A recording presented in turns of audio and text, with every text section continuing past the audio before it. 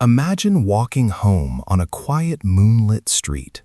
The air is still, the silence broken only by the distant hum of the city and the crunch of leaves under your feet.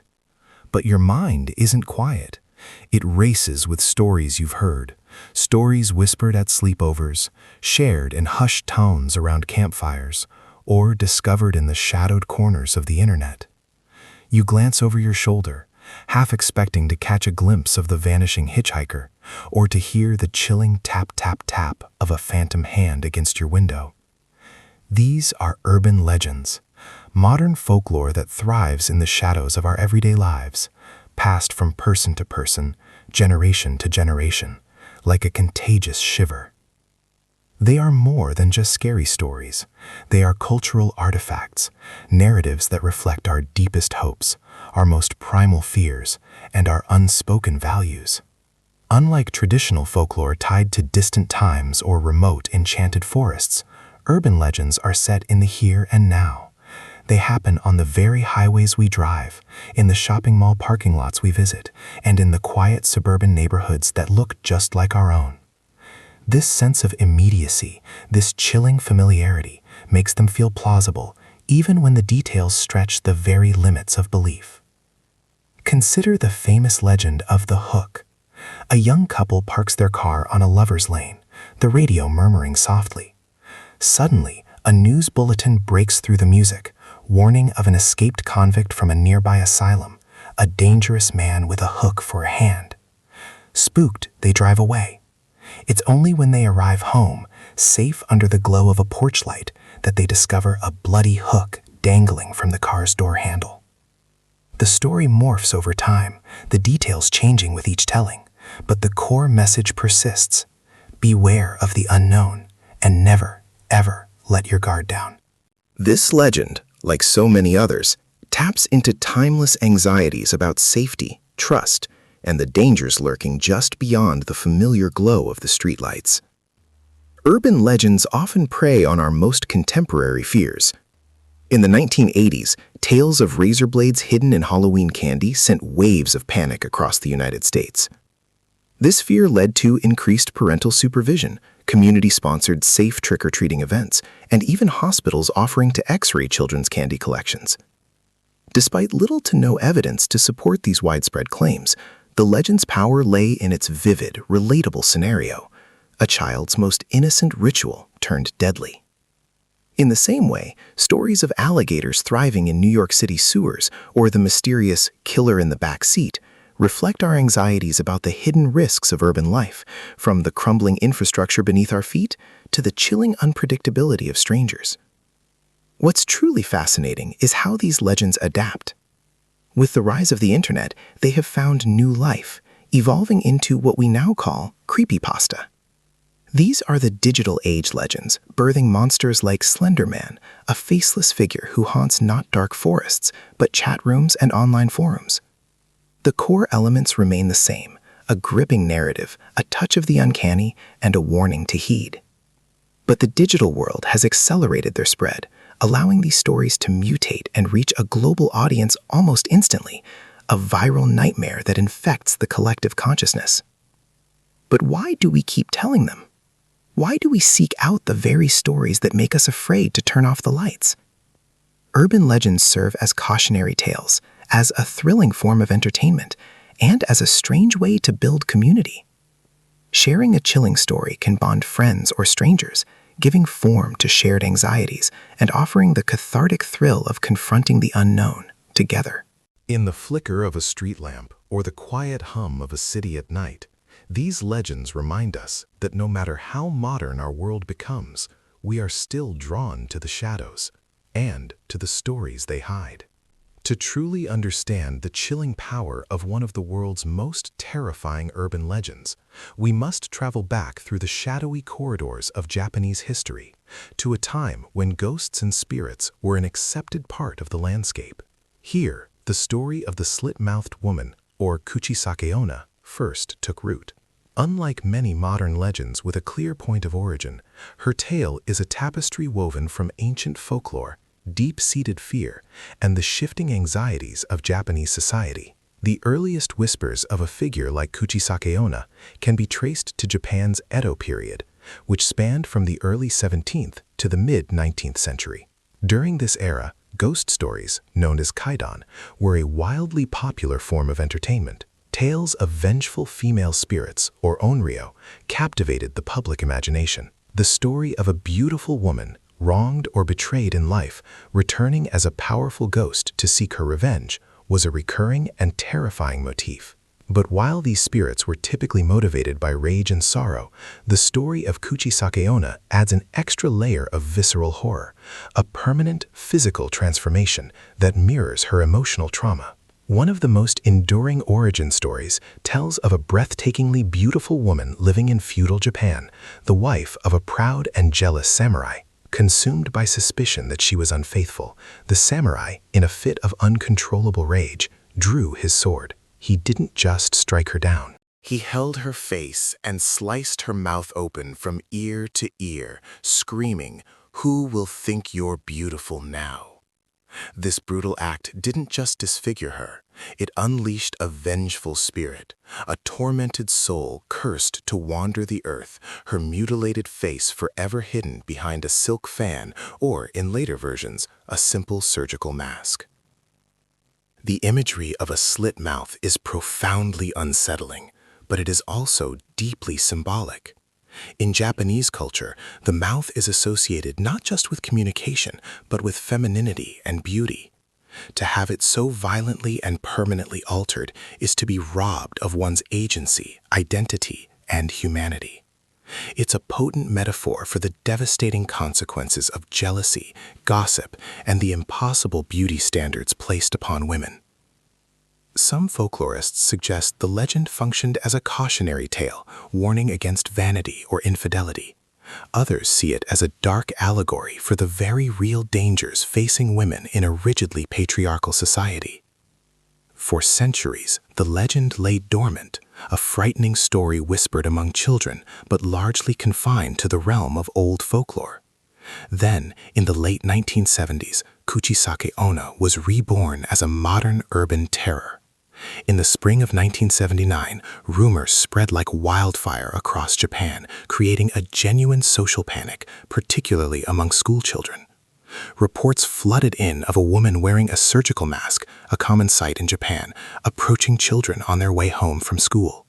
She would stop them and ask a simple, chilling question. "Watashi kirei? Am I pretty?"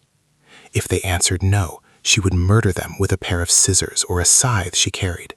If they said yes, she would tear off her mask to reveal her grotesquely slashed mouth and ask again, "How about now?" No matter the answer, the children were doomed. To flee was to be caught and killed. To answer was to be mutilated in her own image. This sudden, terrifying resurgence transformed an ancient ghost story into a living, breathing nightmare stalking the streets of modern Japan. What is it that makes a legend truly terrifying?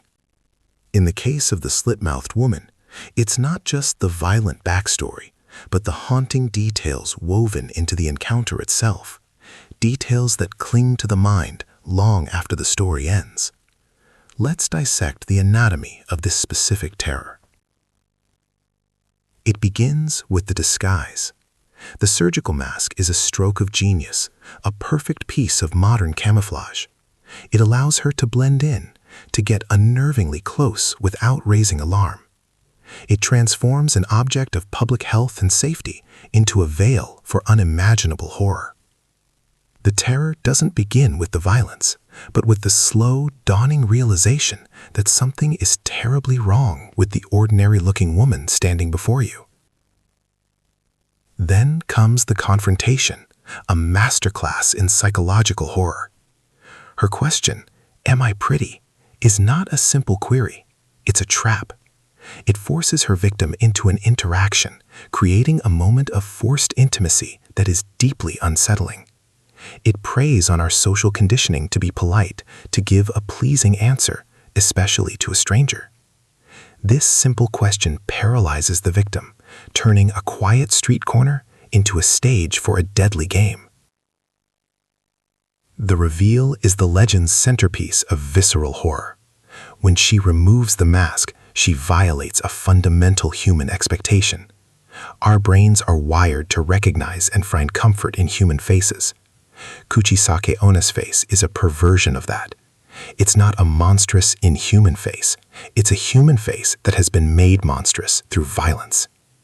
This triggers what psychologists call the uncanny valley effect, the profound sense of revulsion we feel when something looks almost, but not quite, human. Her grotesque smile is a direct assault on our sense of normalcy and safety. But perhaps the most terrifying element is the impossible choice. The legend creates a perfect double bind, a no-win scenario that amplifies the feeling of absolute helplessness. Answer no, and you die.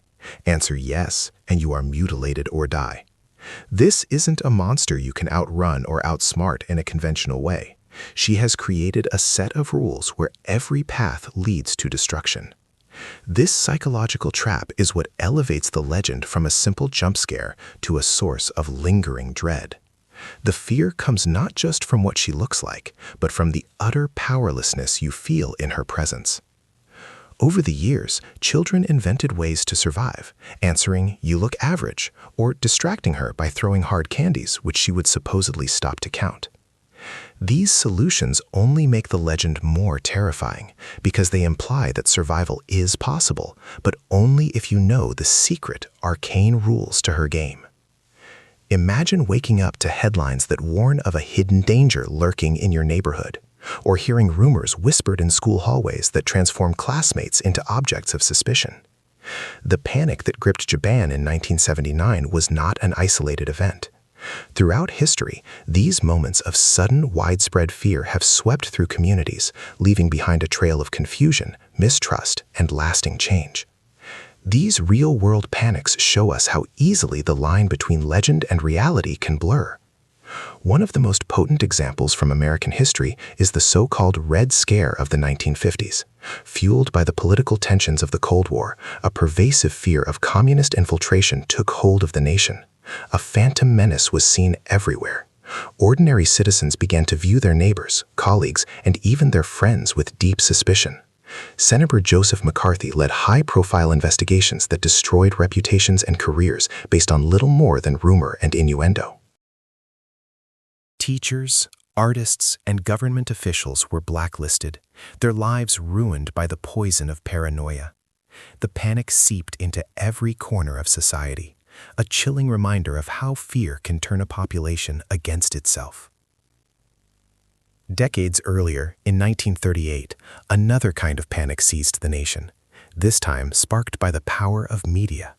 A radio broadcast of H.G. Wells' The War of the Worlds, directed by Orson Welles, was performed as a series of simulated news bulletins. It was so convincing that thousands of listeners across the country believed a real Martian invasion was underway. People fled their homes in terror, phone lines were jammed with frantic calls, and some even armed themselves, ready to fight off alien invaders. The broadcast revealed just how susceptible the public could be to a dramatic narrative, especially when delivered by a trusted voice. More recently, our interconnected world has created new vectors for panic. In the wake of tragic school shootings, waves of fear and copycat threats often ripple through communities. Social media acts as an accelerant, spreading rumors and unverified information faster than officials can respond. Even hoaxes can trigger real-world consequences. Schools go into lockdown, police forces are mobilized, and an entire community is left on edge. The psychological toll, heightened anxiety, a loss of security, and long-term trauma can linger long after the immediate threat has passed. Fear in the streets doesn't just affect individuals, it can reshape society. After the 9/11 attacks, a profound fear of terrorism led to a paradigm shift in public life. It brought increased surveillance, new security protocols at airports and public buildings, and a surge in prejudice against those perceived as other. These real-world panics demonstrate a fundamental truth. Whether sparked by political ideology, a convincing story, or a real act of violence, widespread fear is a powerful force. It alters how we see the world, how we treat each other, and the price we are willing to pay for a feeling of safety. Why does the story of the Slit-Mouthed Woman continue to haunt us, returning to unsettle our thoughts long after we first hear it? To understand its chilling longevity, we must delve into the psychology of dread, that ancient, instinctual response that legends like this tap into with surgical precision. At its core, the legend of Kuchisake-onna exploits our most fundamental fears. The fear of the predator in plain sight is paramount. She is not a monster lurking in a cave, but a seemingly normal person on a city street. This dissolves the comforting boundary between the safe, civilized world and the chaotic, dangerous one. She teaches us that horror can wear a disguise, that it can approach us and speak to us before revealing its true nature. Furthermore, the legend preys on deep-seated anxieties about appearance and judgment. Her question, "Am I pretty?" is a loaded one in any context, but in this scenario, it becomes a life-or-death interrogation. It reflects a societal pressure, particularly on women, to be judged by their appearance. Her disfigurement is the result of such judgment, and her revenge is to turn that same judgment back on the world with lethal consequences. She becomes a terrifying embodiment of the pain caused by a culture obsessed with beauty, making her story resonate on a subconscious social level. The legend is also a perfect example of what psychologists call social contagion. During the 1970s panic in Japan, the story didn't just spread, it multiplied. The more people talked about sightings, the more real she seemed, creating a feedback loop of escalating fear. One child's nightmare becomes the entire schoolyard's terror.